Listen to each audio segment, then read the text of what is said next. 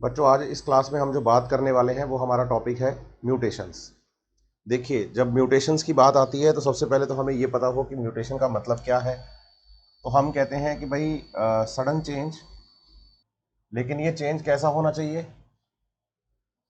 Inheritable change होना चाहिए। Inheritable change का मतलब हो गया है कि भाई एक जनरेशन से दूसरी जनरेशन में, नेक्स्ट जनरेशन में ट्रांसफर होता हो, उसे आप म्यूटेशन कहते हैं। दूसरा क्या है कि आपको ये भी याद रखना है कि ड्यू टू म्यूटेशन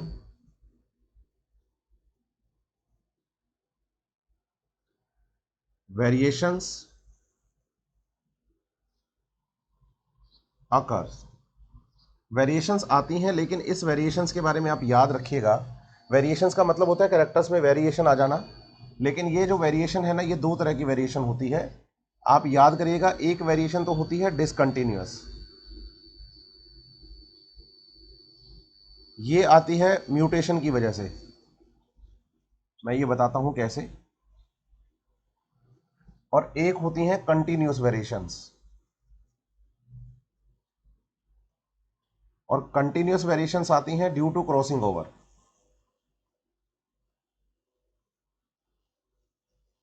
अब आप समझे कि आपके पास कोई जनरेशन ए है, उस जनरेशन से जनरेशन बी बनेगी, जनरेशन बी से जनरेशन सी बनेगी, और जनरेशन डी बनेगी। ऐसे कंटिन्यूस जनरेशन बनती जा रही है, एन नंबर ऑफ जनरेशन। तो आप बताइए, हर जगह क्रॉसिंग ओवर होगा, हर बार गैमेट फॉर्मेशन के दौरान क्रॉसिंग ओवर होगा, क्रॉसिंग ओवर। और उस क्रॉसिंग ओवर की वजह से यहाँ क्या डेवलप हो जाएंगी, तो हम कहेंगे वेरिएशंस। लेकिन जब हम डिसकंटिन्यूस वेरिएशंस की बात करते हैं तो आपको ये समझना होगा कि जैसे मान लीजिए मैं जनरेशन्स का नाम यहाँ लिखूँ कि मैं कहूँ जनरेशन ए है, उसके बाद जनरेशन बी आई, फिर जनरेशन सी आई, और फिर जनरेशन डी आई। ऐसे करके हम बताएं कि भाई एन नंबर ऑफ जनरेशन हमारे पास है।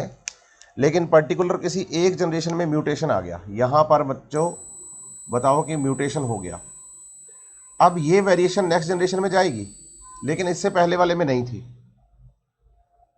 इसका मतलब ये हो गया कि इस हम वेरिएशन को बोलेंगे डिसकंटिन्यूस वेरिएशन। तो म्यूटेशन की वजह से जो वेरिएशंस डेवलप होती हैं वो डिसकंटिन्यूस होती हैं। डिसकंटिन्यूस का मतलब है जनरेशन में बीच में कहीं भी आ जाता है, लेकिन क्रॉसिंग ओवर तो बोलो हर बार होना है। क्रॉसिंग ओवर तो हर बार ही होना है। एक तो ये बात आपको ध्यान रखनी है। दूसरा, मैं वेरिएशंस के बारे में एक बात और बताता हूं आपको, आप समझिएगा मेरी बात को। मैंने वहां इनहेरिटेबल चेंज लिखा है, मैंने कहा है कि sudden change in the DNA, लेकिन ये चेंज कैसा होना चाहिए? इनहेरिटेबल। अब जब आप वेरिएशंस की बात करते हो ना, तो वेरिएशंस आपको याद करनी है कि भाई एक तो होती हैं बच्चे वेरिएशंस इनहेरिटेबल, और एक होती हैं नॉन हेरिटेबल। जैसे मैं समझाऊं आपको, जो नहीं ट्रांसफर होंगी जनरेशन टू जनरेशन, अगली जनरेशन में, उसको हम मतलब वेरिएशन मतलब कैरेक्टर्स में चेंज आना, लेकिन नेक्स्ट जनरेशन में नहीं जा रहा। मैं समझाता हूं कैसे। आप समझो कि हमारी बॉडी में दो टाइप की सेल्स हैं। बोलो, एक का नाम है जर्म सेल्स। इन जर्म सेल्स का काम होता है गैमेट फॉर्मेशन करना, ठीक है। और एक होती हैं सोमैटिक सेल्स। बोलो, ये बॉडी फॉर्मेशन में हेल्प करती हैं। सोमैटिक सेल में जैसे मैं स्किन की सेल्स की बात कर लूं, मैं मेरे हार्ट सेल्स की बात कर लूं, है ना, किडनी है, कोई भी आप ऑर्गन मान लीजिए, बस किसको छोड़ दीजिए? रिप्रोडक्टिव सिस्टम की सेल्स के, जिसके अंदर की क्या बन रहे हैं? Gamete formation. अब रिप्रोडक्टिव सिस्टम में भी सारी सेल नहीं, केवल वो जो गैमेट फॉर्मेशन करती हैं। अब आप एक बात सोच के देखो, अगर चेंज आ जाए जर्म सेल्स में, यहां पर आपको मिल जाए चेंज इन डीएनए, तो बताइए इस गैमेट के बाद ये जो चेंज है, ये फर्टिलाइजेशन के द्वारा जाइगोट, और जाइगोट से न्यू इंडिविजुअल में जाएंगे। बच्चा कहता है हाँ। और दूसरी बात यह समझनी है कि अगर सोमैटिक सेल्स में कोई चेंज आ रहा है, तो इसका मतलब वो पर्टिकुलर एक ऑर्गेनिज्म जो है उस तक ही लिमिटेड है, लिमिटेड अप टू ऑर्गेनिज्म। इस पर्टिकुलर ऑर्गेनिज्म तक ही वो लिमिटेड है वेरिएशंस, उससे आगे नहीं बढ़ेंगी। तो आपको समझना होगा कि जब हम म्यूटेशन वाला टॉपिक पढ़ रहे होंगे, एक तो ये ध्यान रखना है कि म्यूटेशन जो है वो सिर्फ सडन चेंज होता है, इनहेरिटेबल चेंज है, मतलब आगे हेरिडिटी में जाएगा ही जाएगा। दूसरा याद करना है कि डिसकंटिन्यूस है, मतलब ड्यू टू म्यूटेशन हो रहा है। म्यूटेशन हो रहा है तो आपको ये भी समझना होगा कि ये म्यूटेशन ऐसी सेल्स में होना चाहिए जो सेल्स जनरेशन टू जनरेशन आगे न्यू इंडिविजुअल्स को डेवलप करने में हेल्प करती हो, न्यू इंडिविजुअल्स को डेवलप करने में आगे हेल्प करती हो, उनमें म्यूटेशंस होने चाहिए, ये आपको याद रखना होगा। म्यूटेशन टर्म की अगर बात आती है तो हम कहते हैं कि भाई इसे ह्यूगो डी ब्रीज नाम के साइंटिस्ट ने म्यूटेशन टर्म हमें दी थी। जब हम म्यूटेशन की बात करते हैं तो हम कहते हैं चेंज इन डीएनए है, तो डीएनए कहाँ होता है उसकी बात करते हैं। हम कहते हैं डीएनए सेल के अंदर न्यूक्लियस में प्रेजेंट है, न्यूक्लियस में, मैं न्यूक्लियर डीएनए की बात कर रहा हूं यहां पर। तो न्यूक्लियर डीएनए न्यूक्लियस में है, लेकिन किसकी फॉर्म में है, तो हम कहते हैं क्रोमेटिन फाइबर, या फिर बोलते हैं हम क्रोमोसोम्स की फॉर्म में, और क्रोमोसोम्स पर लगे होते हैं जीन। मेरी बात समझिएगा आप बताइए, हमारे पास ये एक सेल है, सेल का ये न्यूक्लियस है, इस न्यूक्लियस में आप बताएंगे कि भाई क्रोमेटिन फाइबर या क्रोमोसोम्स प्रेजेंट होते हैं। अगर तो ये क्रोमोसोम सिंगल सिंगल होंगे तो हम इसे हैप्लॉइड सेल कहेंगे, लेकिन अगर ये क्रोमोसोम्स डबल डबल होंगे, मतलब दो दो कॉपी में होंगे, तो इसको हम डिप्लॉइड सेल कहेंगे, डिप्लॉइड सेल। इसका मतलब अगर यहां से हम क्रोमोसोम्स नंबर को बाहर निकालें तो आप बताएंगे कि डिप्लॉइडी में होमोलोगस क्रोमोसोम्स के पेयर्स प्रेजेंट होते हैं, और इसे हम नाम देते हैं बच्चे डिप्लॉइड। तो क्रोमोसोम्स का एक सेट जो होता है उसे हम नाम देते हैं हैप्लॉइड सेट, ये पहले भी बता चुका हूं। आप हैप्लॉइड को मोनोप्लॉइड भी कह सकते हैं, ठीक है, हैप्लॉइड को मोनोप्लॉइड भी कह सकते हैं, एक सेट मतलब मोनो। ये भी क्या हो गया, हैप्लॉइड। तो हैप्लॉइड का मतलब हम यहां बोल सकते हैं मोनोप्लॉइड, ठीक है। अब आप बताइए कि जब म्यूटेशन होता है तो म्यूटेशन में चेंज कहां कहां आता है। आप बताइए कि जब हम म्यूटेशन की बात करेंगे तो म्यूटेशन में बेसिकली हमें तीन चेंज पढ़ने हैं। पहला चेंज पढ़ना है, बोलो, change in set of chromosomes. Chromosomes के सेट में चेंज आना, चेंज इन हैप्लॉइड सेट लिख देता हूं यहां, मोनोप्लॉइड सेट लिख देता हूं। जैसे आप समझिए, एक नॉर्मल सेल के न्यूक्लियस में मेरे पास एक दो तीन, एक दो तीन, तो तीन तीन क्रोमोसोम्स के दो सेट थे, मैं इसी का एग्जांपल ले रहा हूं। अब आप सोचो, इसमें हुआ म्यूटेशन, म्यूटेशन होने पर ये जो सेट है, क्रोमोसोम्स का जो सेट है, वो बताइए कि दो सेट की बजाय, मतलब तीन तीन के जो दो सेट थे उसकी बजाय तीन तीन के तीन सेट बन गए, इसे हम पॉलीप्लॉइडी कहते हैं। और या फिर हम बताएं कि भाई क्रोमोसोम्स के, मैं इसकी डिटेल भी करूंगा आगे, दो सेट में से एक ही सेट रह गया, इसे हम हैप्लॉइड कंडीशन कहते हैं। तो बताइए, ये तो हमें मिलेगी नहीं क्योंकि डिप्लॉइड ऑर्गेनिजम्स की बात है, ये हमें मिल जाती है, इसे हम पॉलीप्लॉइडी कहते हैं। तो आप बताइए कि क्रोमोसोम्स के सेट में चेंज आ जाना, एक तो ये म्यूटेशन का एक कारण हो गया कि भाई म्यूटेशन में ऐसा हो सकता है कि होमोलोगस क्रोमोसोम्स होते हैं, उनका जो सेट है बेटा वो सेट इंक्रीज हो जाए, सही है। अब अगर यहां सेट इंक्रीज हो गया है, अब सेट इंक्रीज हो गया है, तो दूसरा जो अपने पास चेंज है वो है change in chromosome number, chromosome number. मतलब हमारे पास ये एक सेल थी, सेल के अंदर हमने न्यूक्लियस में बताया एक दो और तीन क्रोमोसोम्स के दो सेट। अब ये जो है, इसमें बोलो म्यूटेशन हुआ, तो म्यूटेशन होके क्या चेंज आ सकता है। चेंज आ सकता है कि भाई जो क्रोमोसोम्स थे हमारे पास, दो सेट थे, उनमें से किसी एक क्रोमोसोम का बढ़ जाना, या हम कहें कि दो क्रोमोसोम्स का सेट था हमारे पास, उसमें से किसी एक क्रोमोसोम का कम हो जाना, मतलब क्रोमोसोम्स के नंबर में फर्क आ रहा है, सेट में नहीं। यहां देखो सेट में फर्क आ रहा था, तीन तीन तीन के तीन सेट हो गए थे, यहां दो ही थे। लेकिन अगर यहां देखेंगे तो सेट तो दो ही है, लेकिन पर्टिकुलर किसी एक क्रोमोसोम के नंबर में चेंज आ रहा है। क्रोमोसोम या तो बढ़ गया है या कम हो गया, इनके अलग अलग नाम है, मैं आगे क्लियर करने वाला हूं आपको ये बातें। इसे हम पॉलीप्लॉइडी बोलेंगे, इसे हम एन्यूप्लॉइडी बोलेंगे, एन्यूप्लॉइडी है ना। और तीसरे नंबर पे हमें याद करना है बेटा क्रोमोसोमल एब्रेशंस, क्रोमोसोमल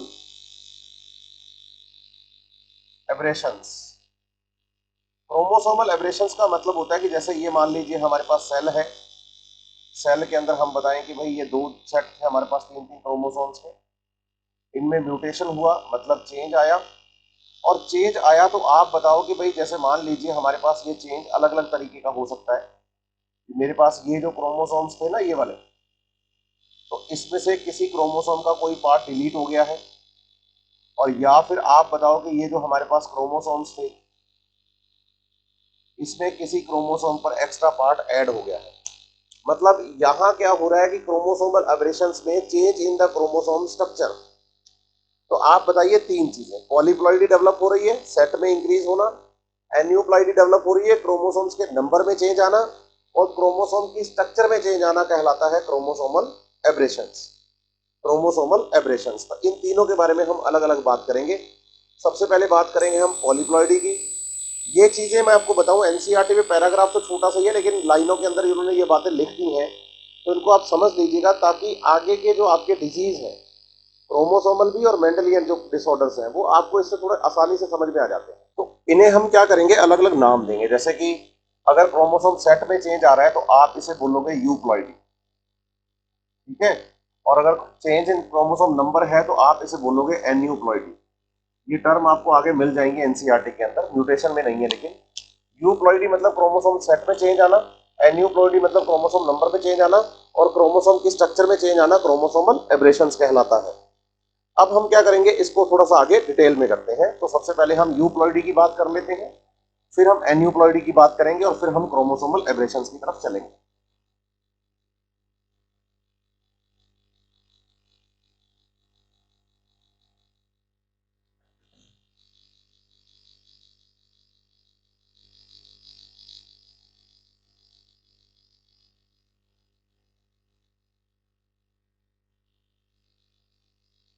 चल,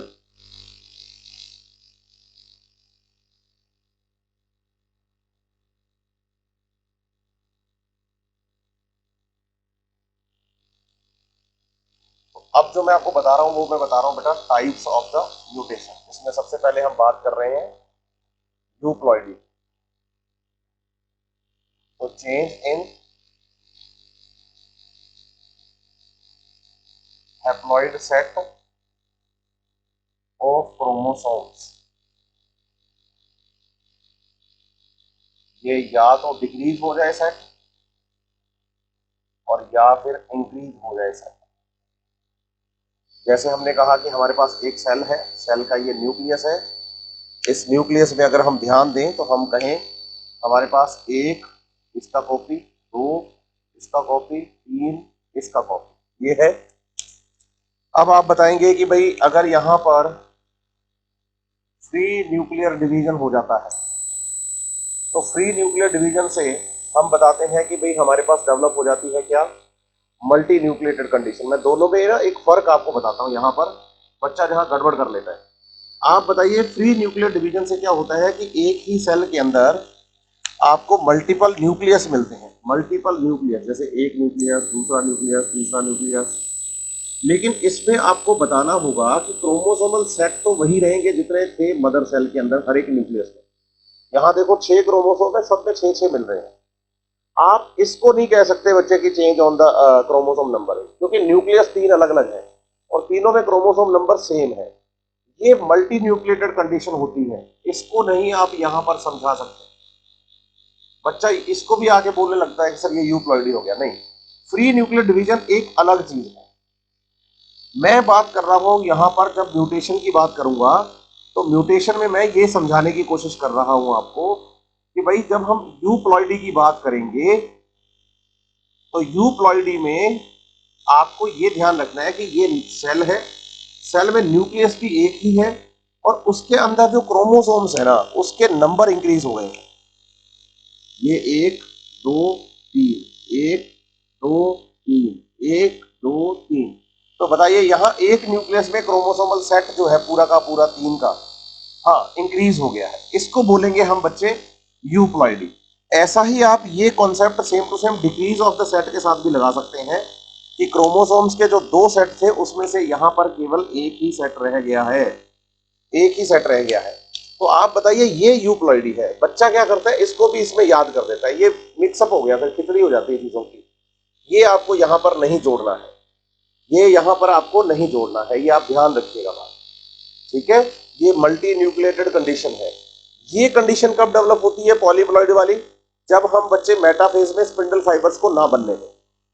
अगर मेटाफेज में स्पिंडल फाइबर्स का फॉर्मेशन नहीं होगा तो आप बताएंगे कि भाई क्रोमोसोम्स अपोजिट पोल पर जा नहीं सकते, न्यूक्लियस अलग अलग बन नहीं सकते। यहां स्पिंडल फाइबर बनते हैं, साइटोकाइनेसिस नहीं होता। ध्यान रखना दोनों में फर्क क्या है।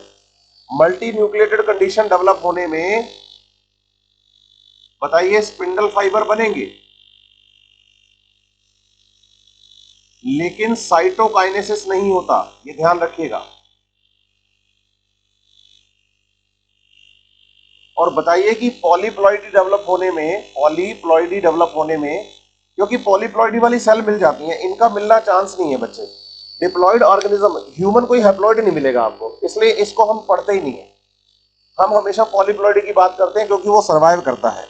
तो पॉलीप्लॉइडी के दौरान आप बताओगे स्पिंडल फाइबर ही नहीं बनते, spindle fibres does not form. इसका मतलब हो गया डू नॉट फॉर्म। जब अब हम बात करेंगे यहां पर कि स्पिंडल फाइबर बनते हैं लेकिन साइटोकाइनेसिस नहीं होता, तो बोलो मल्टी न्यूक्लिएटेड कंडीशन आ जाती है। और अगर स्पिंडल फाइबर ही नहीं बनते तो बोलो पॉलीप्लॉइडी डेवलप हो जाती है। एक तो ये आपको याद करना है, इसको कहते हैं यूप्लॉइडी। अब दूसरा मैं बताता हूं आपको एन्यूप्लॉइडी के बारे में, एन्यूप्लॉइडी के बारे में, है ना। अब जब हम एन्यूप्लॉइडी की बात करते हैं तो एन्यूप्लॉइडी में हम क्रोमोसोम्स के नंबर में चेंज करेंगे, सेट में नहीं। नंबर में चेंज करेंगे, सेट में नहीं, ठीक है। नंबर में चेंज करेंगे, सेट में नहीं। देखो अब कैसे, एन्यूप्लॉइडी। जब एन्यूप्लॉइडी की बात करेंगे तो क्रोमोसोम्स के अंदर हम क्या करेंगे बच्चे, सेट में चेंज करेंगे। अब इसमें आपको यह समझना होगा क्रोमोसोम्स के सेट में अगर आपने हैप्लॉइड सेट में चेंज किया तो यूप्लॉइडी, और एन्यूप्लॉइडी में आप क्या करते हैं, क्रोमोसोम नंबर में चेंज लाते हैं। क्रोमोसोम नंबर चेंज होते हैं, क्रोमोसोम नंबर चेंज। अब जब क्रोमोसोम नंबर चेंज होते हैं तो बताइए इसके दो तरीके हो सकते हैं। अब बात आती है कि कौन कौन से। एक हो सकता है कि भाई loss of the chromosome, loss of chromosome, और एक हो सकता है एडिशन ऑफ क्रोमोसोम। कि भाई अगर एक क्रोमोसोम में चेंज लाओगे आप, एक क्रोमोसोम में चेंज लाओगे आप, तो भी बच्चे आप लॉस करोगे तो नंबर कम हो जाएंगे क्रोमोसोम के, कम हो जाएंगे क्रोमोसोम्स के। लेकिन अगर बच्चे आप एडिशन करोगे क्रोमोसोम्स का तो हाँ, तो क्रोमोसोम्स के नंबर बढ़ जाएंगे। इसको हम बोलेंगे एन्यूप्लॉइडी, एन्यूप्लॉइडी। अब इसमें आपको तीन चीजें याद करनी है। कौन कौन सी, मैं आपको बताऊं कि लॉस ऑफ क्रोमोसोम में हम अगर बात करें, एक तो आपको याद करना है मोनोसोमी। ये टर्म अगर नहीं भी याद होगी तो भी चल जाएगा, बस आपको समझ में आना चाहिए कि मैं बताना क्या चाह रहा हूं। डबल मोनोसोमी, इसको समझो आप। मोनोसोमी और डबल मोनोसोमी का क्या मतलब है। आप बताइए कि मोनोसोमी को कहा जाता है 2n-1 और डबल मोनोसोमी को कहा जाता है 2n-1-1।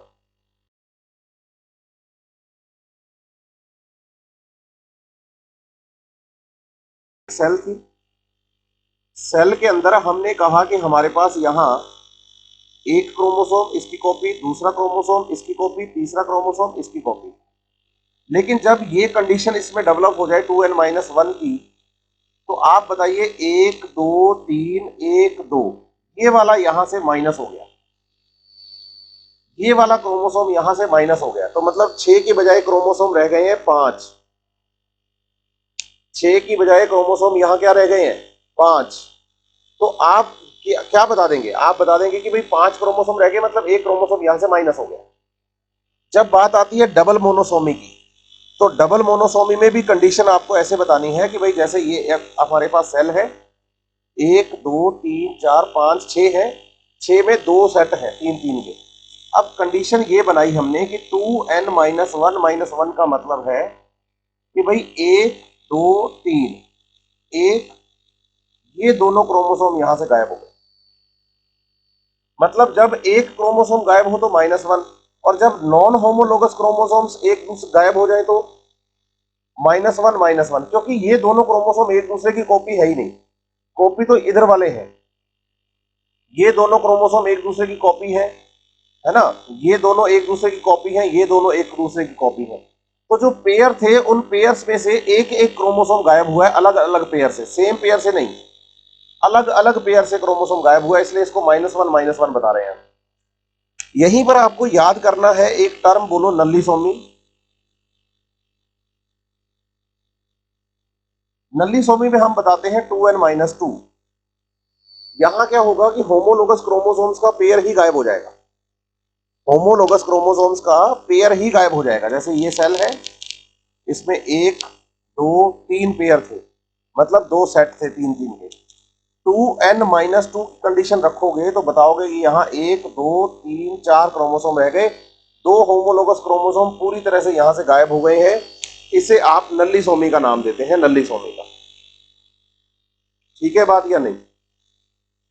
अब इसमें अगर हम आगे बढ़े, एडिशन ऑफ क्रोमोसोम्स की बात करें, तो एडिशन ऑफ क्रोमोसोम में भी आपको यहां पर मोनोसोमी ट्राइसोमी की तरह, मोनोसोमी डबल मोनोसोमी की तरह एक टर्म याद करनी है।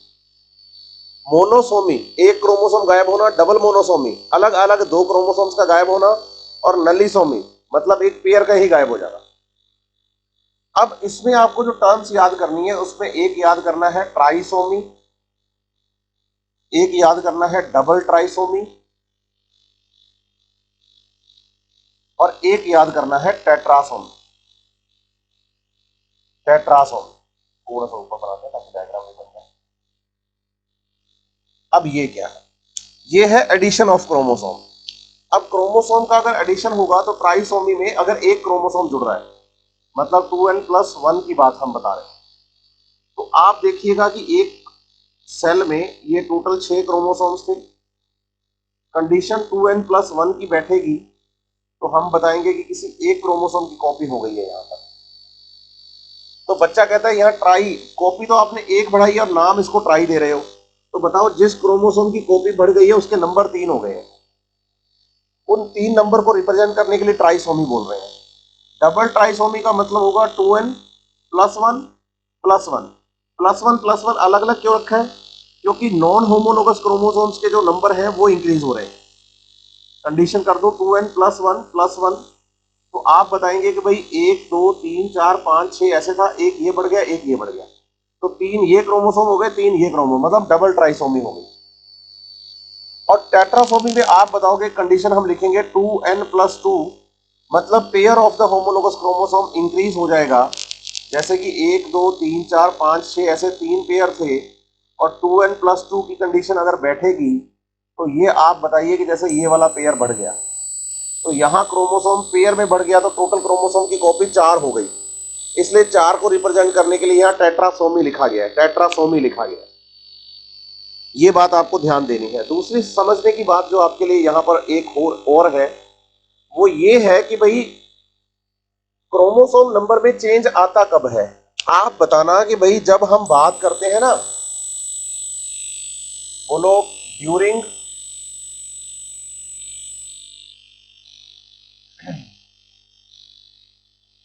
एनाफेज 1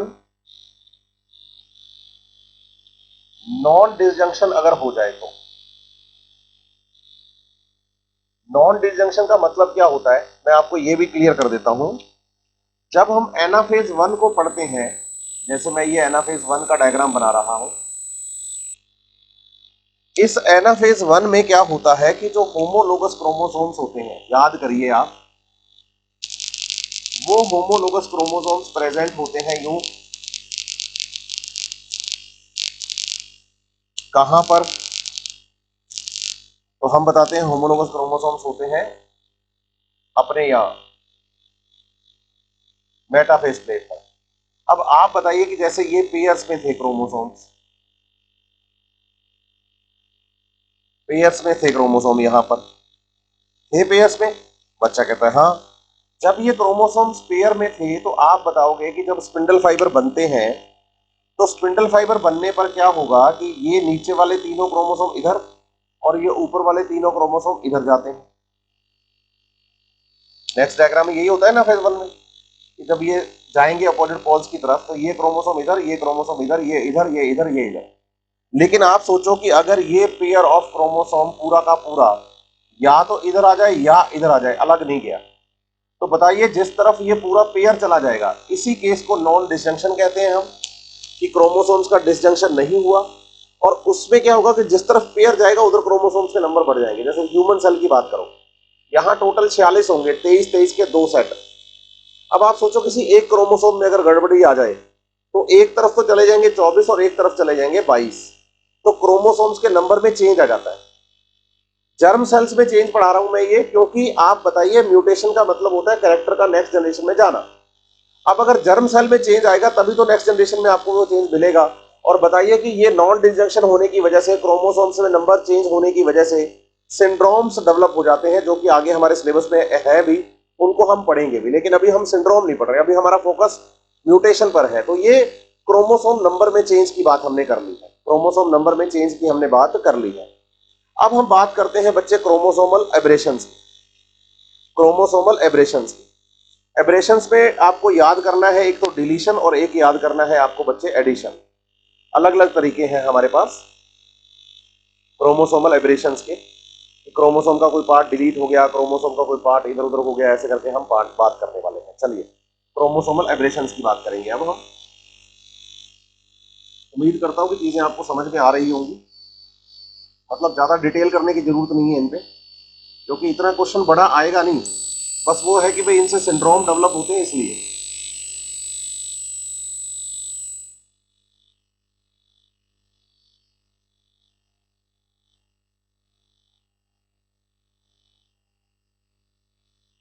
चलिए अब हम तीसरे नंबर पे बात करते हैं क्रोमोसोमल एब्रेशंस की।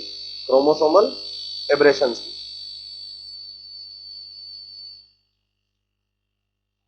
क्रोमोसोमल स्ट्रक्चर में चेंज आना। Chromosomal aberrations means change in structure of chromosome.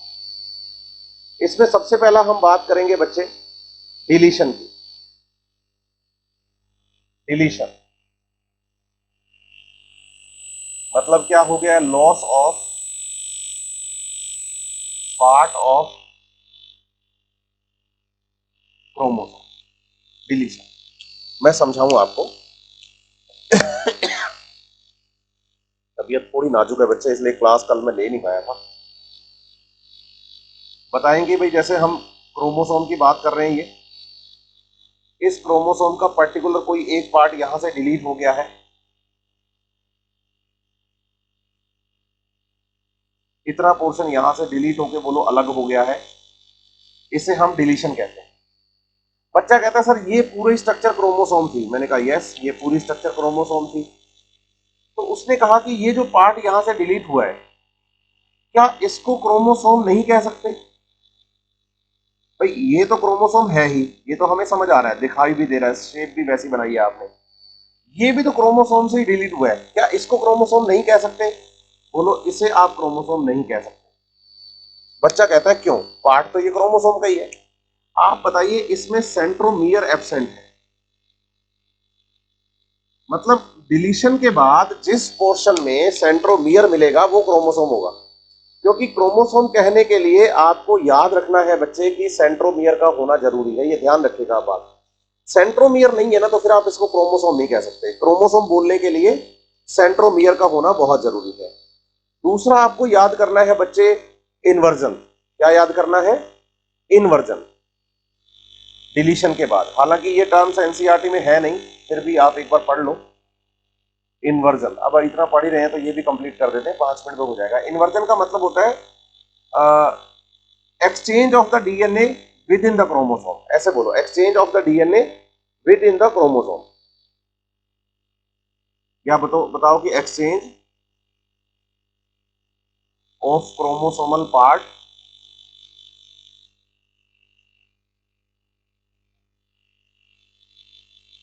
With in chromosome. मतलब सेम क्रोमोसोम की बात चल रही है, डिफरेंट क्रोमोसोम की बात नहीं चल रही। कैसे? मैं आपको ये भी बता देता हूं।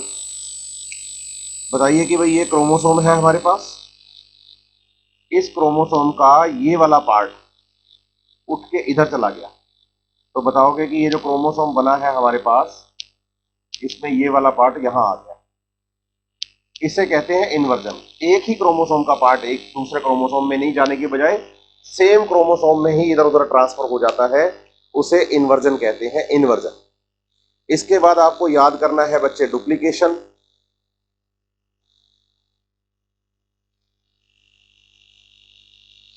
डुप्लीकेशन का मतलब होता है पार्ट ऑफ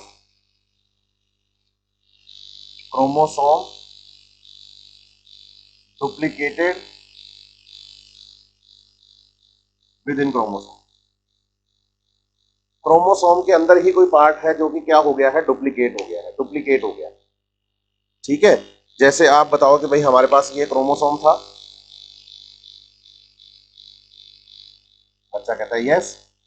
इसमें क्या हुआ कि ये वाला जो पार्ट था ना, इतना पार्ट, ये डुप्लीकेट हो गया। मतलब ये क्रोमोसोम ऐसे था, ये वाला पार्ट तो था ही, इतना पार्ट इसमें और डुप्लीकेट हो गया। तो डिलीशन का मतलब है क्रोमोसोम का कोई पार्ट डिलीट होना।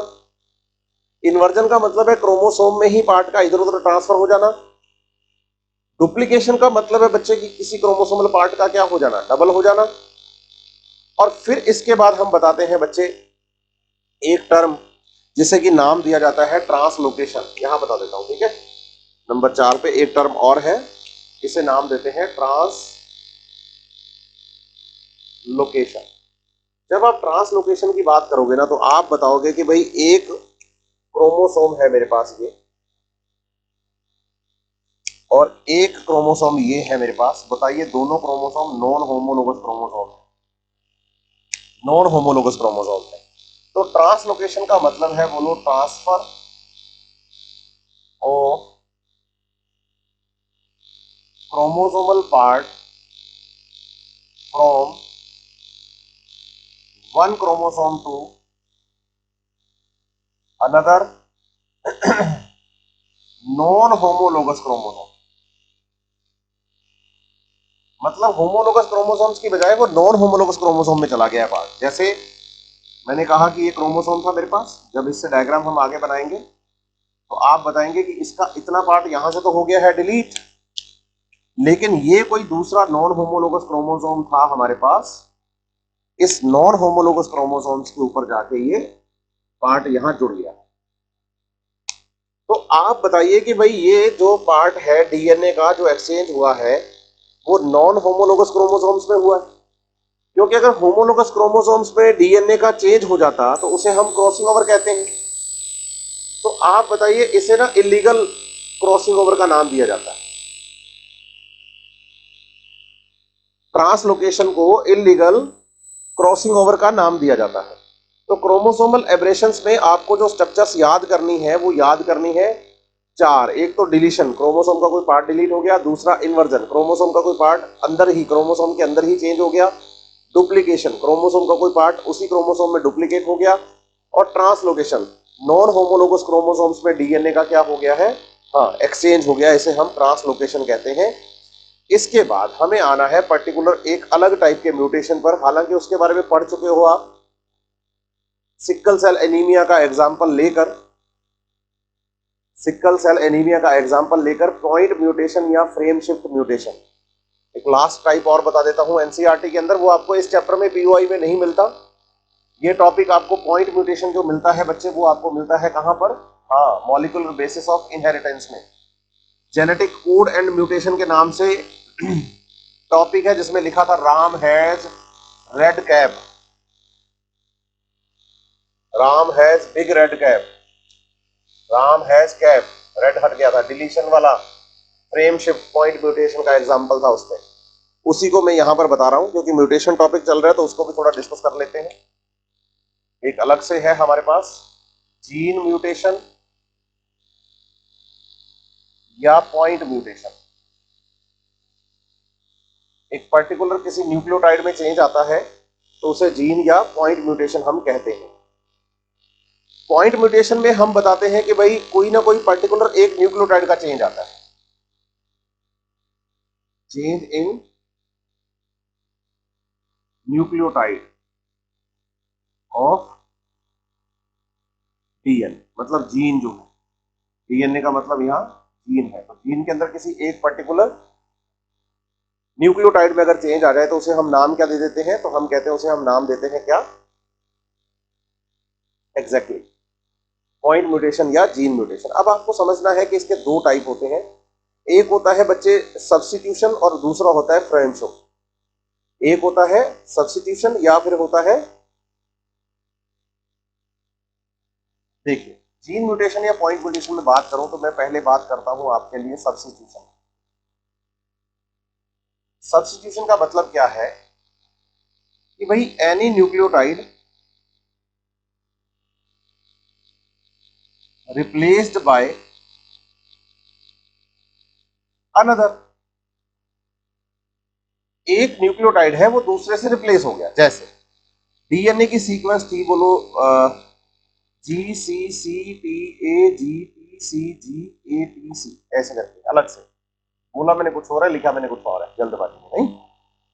बताइए कि यहां पॉइंट म्यूटेशन हुआ, सब्स्टिट्यूशन हुआ, तो ये वाला जो जी था, बस इस सीक्वेंस में इतना सा फर्क आया कि G C C T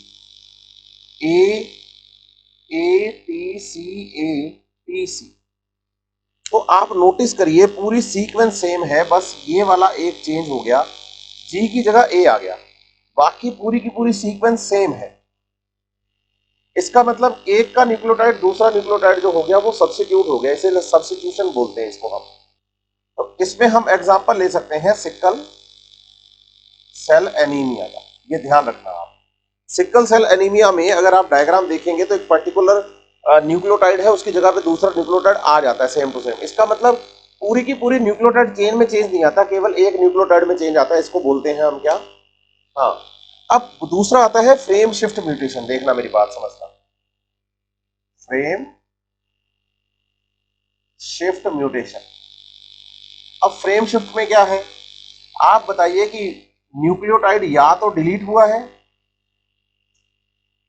nucleotide या तो डिलीट हुआ है या फिर ऐड हुआ है, दोनों में से एक काम हुआ है। जैसे C C T A G C T A G G C T, ऐसे तीन तीन न्यूक्लियोटाइड की सीक्वेंस में हम जेनेटिक कोडॉन पढ़ते हैं ऐसे करके, अगर आपको याद हो तो। अब आप बताओ, ये पूरा डीएनए है, डीएनए से आरएनए बनेगा, उसके जेनेटिक कोड हम स्टडी करेंगे। अब आप बताइए यहां से इस जी को मान लेते हैं मैंने डिलीट कर दिया, हटा दिया, तो सीक्वेंस देखो क्या बनेगी, C C T A C T A G G C T. इसका मतलब जो आरएनए बनेगा उस आरएनए में इस जी के बाद की पूरी सीक्वेंस चेंज हो जाएगी, इस जी के बाद में पूरी की पूरी सीक्वेंस चेंज हो जाएगी, चेंज हो जाएगी। इसका मतलब हो गया कि भाई अगर आप यहां से जी को हटा देते हैं तो ये पूरा का पूरा फ्रेम एक न्यूक्लियोटाइड पहले शिफ्ट हो जाएगा। ये तो हुआ डिलीट वाला कॉन्सेप्ट।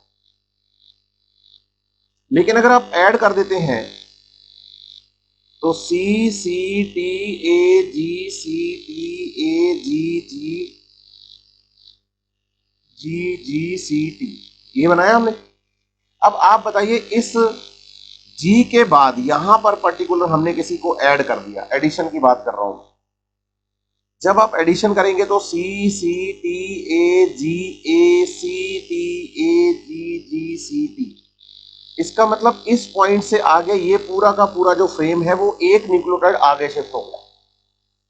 इसका मतलब ये हुआ कि अगर सब्स्टिट्यूशन की बात आती है तो पूरा फ्रेम शिफ्ट नहीं होता, आगे की सीक्वेंस पीछे की सीक्वेंस सेम रहती है, लेकिन फ्रेम शिफ्ट म्यूटेशन में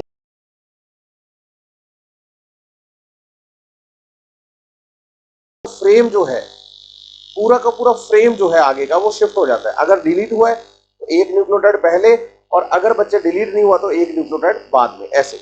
तो आपको बताना है कि जो सिकल सेल एनीमिया है वो सब्स्टिट्यूशन का एग्जांपल है, और जो राम हैज रेड कैप वाला एनसीईआरटी एग्जांपल हमें पढ़ा रखा है बच्चे, वो एग्जांपल किसका है? फ्रेम शिफ्ट म्यूटेशन का। यहां इस बात का आप ख्याल रखिएगा। ये टॉपिक आपका म्यूटेशन वाला कंप्लीट हुआ। दूसरी बात मैं एक और आपको बताता हूं, इस क्वेश्चन इसके लास्ट में दिए गए क्वेश्चंस को तो आप सॉल्व कर ही लीजिएगा। एक बात और सुन लीजिए मुझसे, बात ये सुननी है कि इसके बाद पेडिग्री एनालिसिस वाला टॉपिक मैं अभी आपको नहीं करवाऊंगा, मैं पहले आपको करवाऊंगा डिसऑर्डर्स सारे, मेंडेलियन डिसऑर्डर्स करवाऊंगा, और उसके बाद मैं सिंड्रोम्स बताऊंगा, उसके बाद मैं आपको पेडिग्री करवाऊंगा।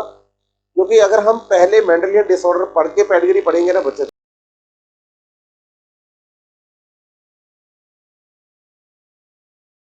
तरीके से करेंगे, और लास्ट में दिए गए क्वेश्चंस को आप प्लीज सॉल्व जरूर करिए।